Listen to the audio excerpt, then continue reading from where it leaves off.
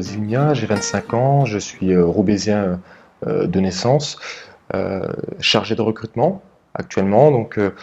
J'ai un parcours assez atypique dans la mesure où j'ai fréquenté 3 lycées à Roubaix, donc le lycée Maxence Van der Merch, Jean Rostand, Jean Moulin. J'ai pu intégrer l'EDEC suite au concours qui a été réalisé grâce à une association qui s'appelle Espace. C'est une association qui a pour but de promouvoir l'égalité des chances dans l'éducation. Concrètement, elle se rend dans les lycées ZEP pour accompagner les élèves de terminale dans la préparation des concours de filière d'excellence. Après ce parcours à l'EDEC, j'ai été diplômé il y a 1 an et demi. J'ai intégré un cabinet de recrutement en tant que chargé de recrutement. Parallèlement à ça, j'ai toujours été engagé que ce soit sur le plan associatif ou sur le plan politique. Associativement parlant, j'étais président de cette association Espace, donc je l'ai reprise une fois l'EDEC intégré. J'ai été président de cette association pendant 2 ans. On a permis à plus de 50 jeunes des quartiers populaires de Roubaix et de Wattrelos d'intégrer l'EDEC.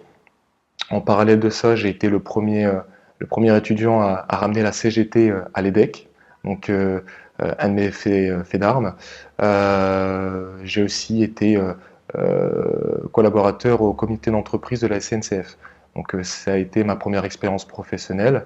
Ça a été un choix mûri. Là où d'autres de mes camarades choisissaient des grands groupes internationaux, moi j'ai privilégié le comité d'entreprise de la SNCF car je me suis toujours intéressé au dialogue social, je me suis toujours intéressé aux luttes au sein des entreprises.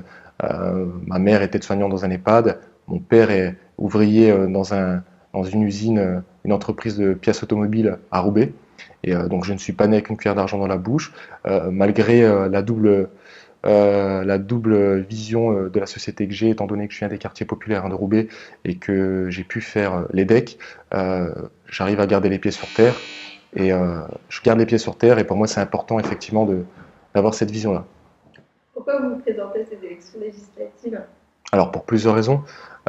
Aujourd'hui j'ai beau m'en sortir, j'ai beau avoir fait de longues études, mais je ne peux pas me résigner à vivre dans un océan de malheur, aussi bien à Roubaix qu'en France. Dans mon entourage proche, il y a des personnes qui souffrent, il y a des personnes qui malgré leur diplôme, malgré leurs compétences, ne trouvent pas de travail. J'ai des personnes également qui travaillent mais qui vivent dans des situations d'extrême précarité.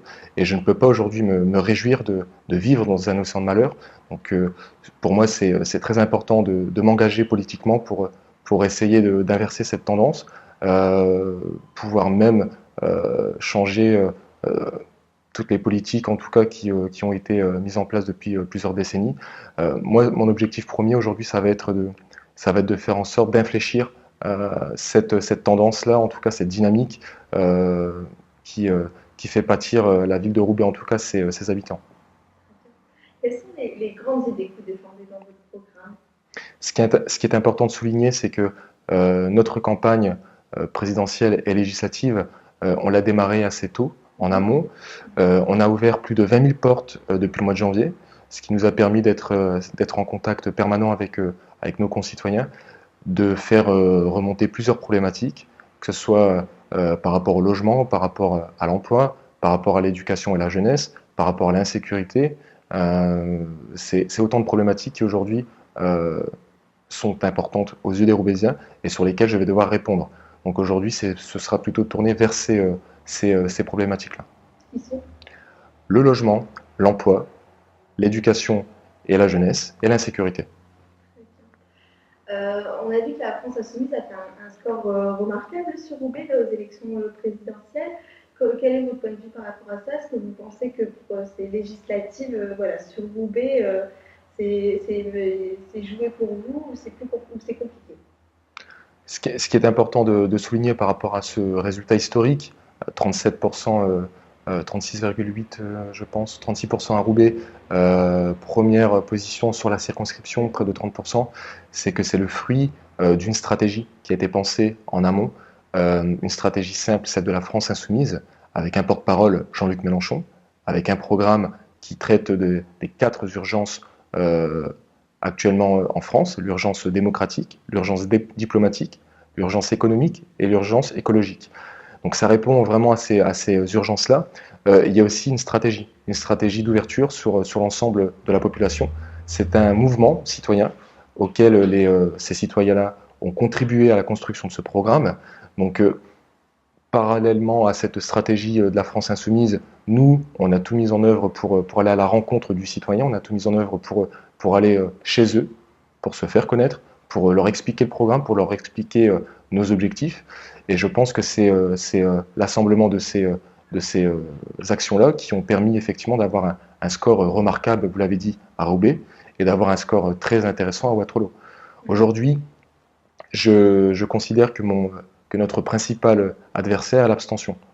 Je pars du principe que si tous les électeurs de Jean-Luc Mélenchon, au premier tour des élections présidentielles, repartent voter pour effectivement le candidat de la France insoumise, à savoir moi, logiquement, la circonscription devrait envoyer un député insoumis à l'Assemblée nationale. Un député insoumis, pourquoi? Parce que c'est ma candidature, en tout cas, qui est la plus représentative des besoins des Roubaisiens et des Waterloosiens et de leurs attentes. On n'a pas parlé des enjeux de ces élections législatives. Quels sont, selon vous, les grands enjeux de ces élections pour les électeurs de la 8e circonscription? Ce qui est important de préciser, c'est que ces élections législatives, qu'on appelle régulièrement troisième tour des élections présidentielles, sont dans la continuité de ces dernières élections présidentielles. Il va donc être important de bien réexpliquer quel est le rôle du député. Aujourd'hui, un député, c'est un législateur, c'est la personne qui va aller voter les lois, proposer des lois. L'enjeu principal de cette élection, ça va être d'avoir une majorité parlementaire, en tout cas pour la France insoumise, de pouvoir envoyer Jean-Luc Mélenchon à Matignon. C'est notre objectif premier.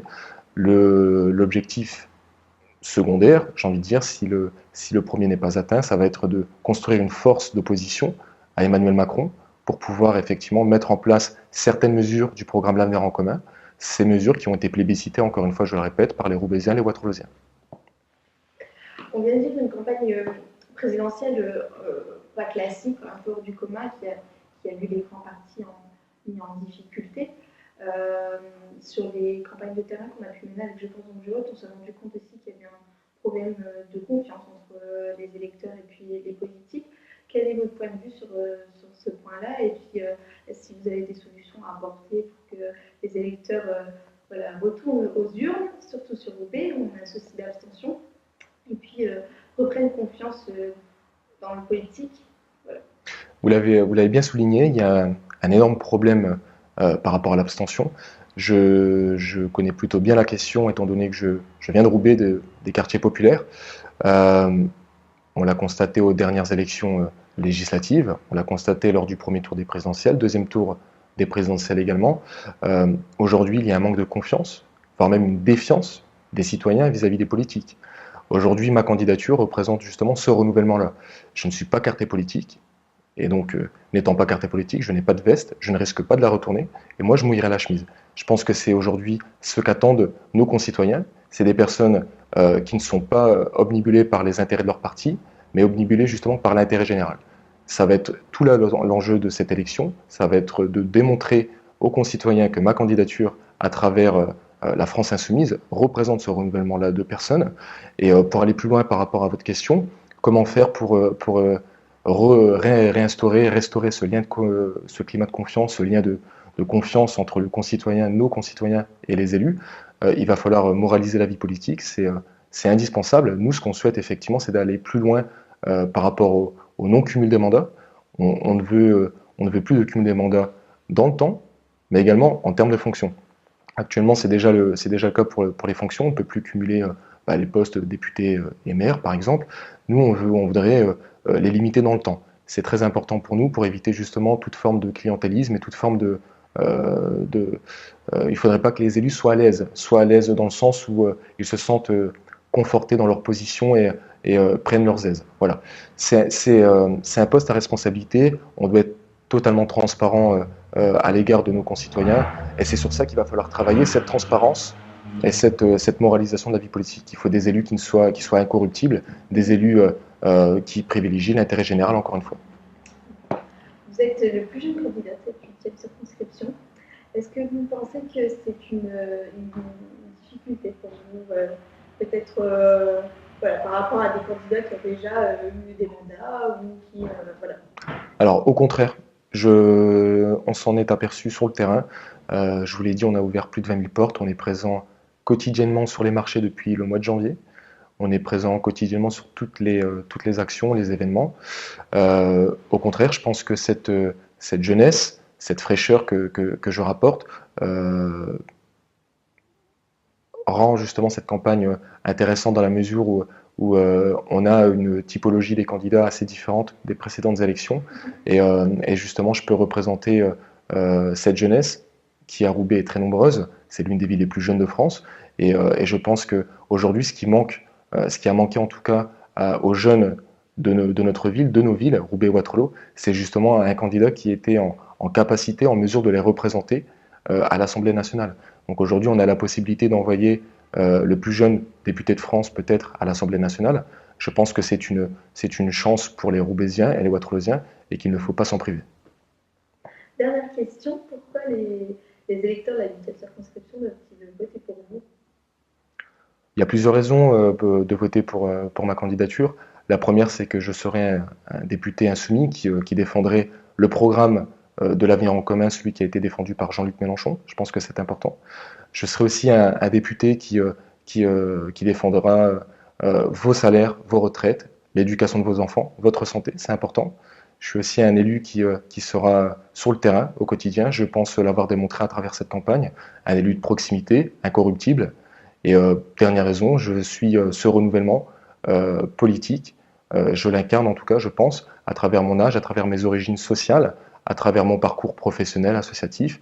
Et je pense que cette circonscription a besoin effectivement d'un renouvellement, de reprendre une bouffée d'oxygène pour pouvoir repartir de l'avant. Merci.